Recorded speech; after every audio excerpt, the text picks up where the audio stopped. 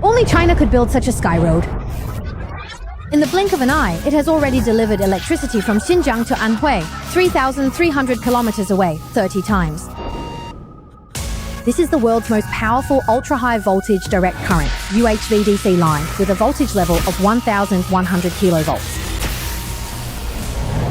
What does that mean? The electricity supplied to your home is 220 volts. The voltage commonly seen in city grids is 220 kilovolts. And this, the most powerful UHV, reaches 1,100 kilovolts.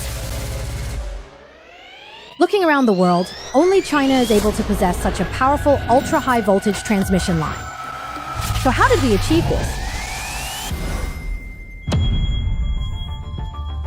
Welcome to the New Curiosity Research Institute's Open Wonders series. Let's rediscover those mind-blowing feats of human technology together.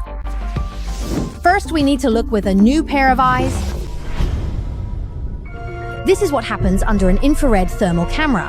Through it, we can see that these wires transmitting massive amounts of electricity are only about 20 degrees Celsius, showing no signs of significant heating. In fact, heating means energy loss in the lines, and for transmission lines that stretch for thousands of kilometers, even a 1% loss adds up to an enormous waste. An ultra-high voltage is the key to reducing line losses. We know that the greater the current, the greater the heat loss. A simple formula tells us that when transmitting a fixed amount of power, the way to reduce current is to increase the voltage.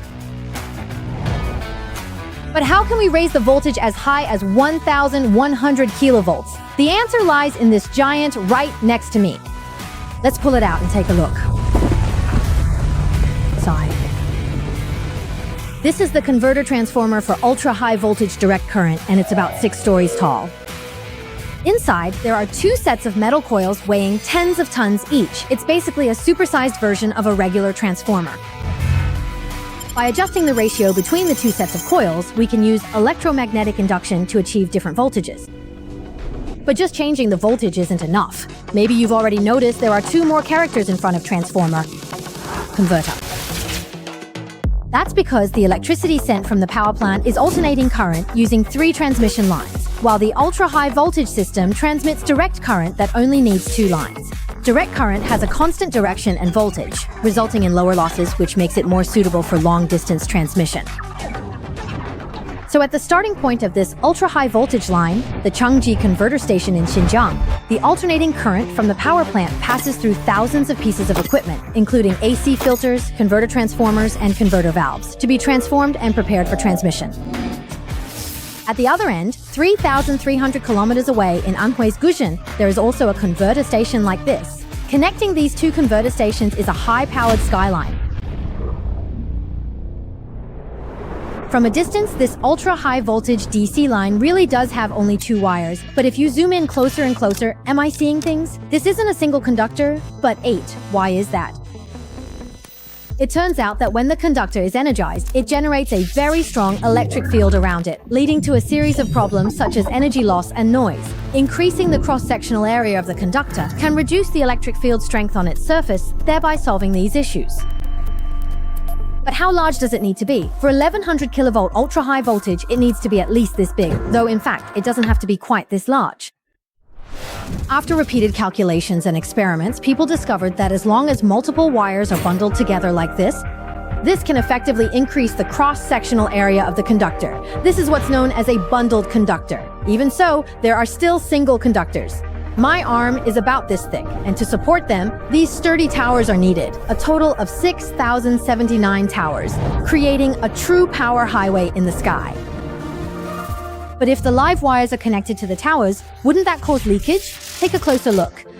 This string of garlic-shaped beads is called an insulator. It's specifically designed to isolate the electric current. Right beneath my feet is an insulator for ultra-high voltage lines. It's mainly made of silicone rubber. Because the line voltage is extremely high, the insulator is also extremely long, with a total length of up to about 15 meters. Don't underestimate this string of insulators. Over a decade ago, domestic manufacturers could only produce insulators for voltages below 330 kilovolts, while the price quoted by foreign companies for ultra-high voltage insulators was as high as 10 million yuan. It wasn't until we developed our own insulators that things changed. We finally managed to bring the price down. But to keep this skyline running at high capacity, a team of guardians is still needed. At this very moment, this most powerful ultra-high voltage transmission line is undergoing routine maintenance, but the team carrying out the work is a special inspection unit. They keep their eyes and ears open in all directions, seemingly capable of anything. Well, not truly anything. When machines can't get the job done, that's when the aerial workers step in.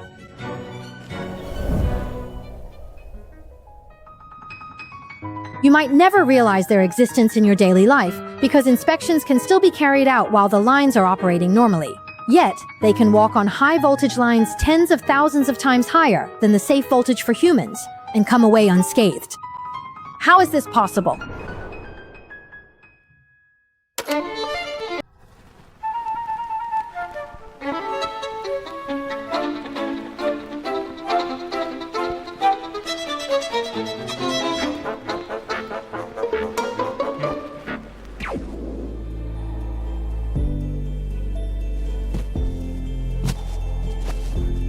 The secret lies in the suit I'm wearing. It's woven evenly with copper wire and fiber and is called a shielding suit.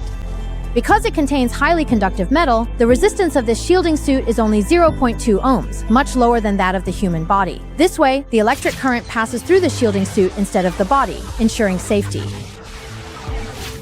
Right now, I'm wearing this golden armor from the State Grid. Although it gives a strong sense of security, after all, it's made of metal, so it's stuffy to wear and not very convenient for movement. It's hard to imagine how inspectors can move so swiftly and confidently on power lines 100 meters above the ground.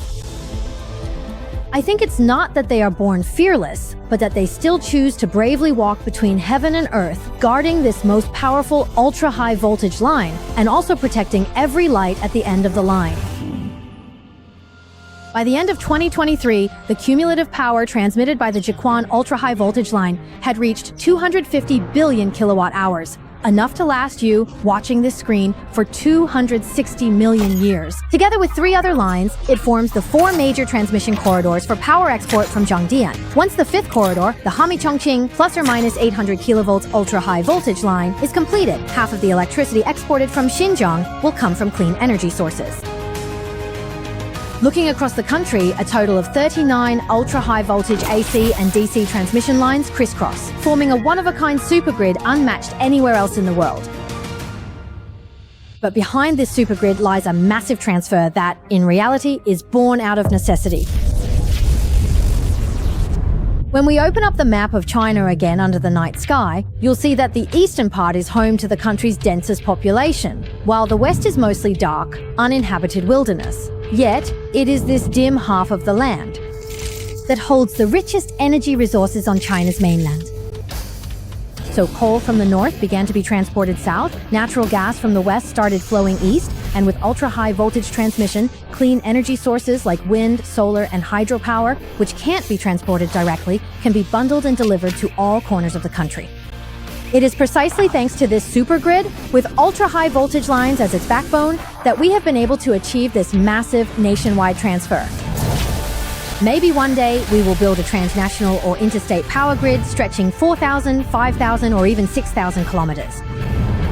When this global energy internet becomes a reality, the roaring winds of the Arctic will power factories around the world. The blazing sun will light up cities and villages everywhere, and the entire Earth will become a planet-sized power plant pulsing with clean energy.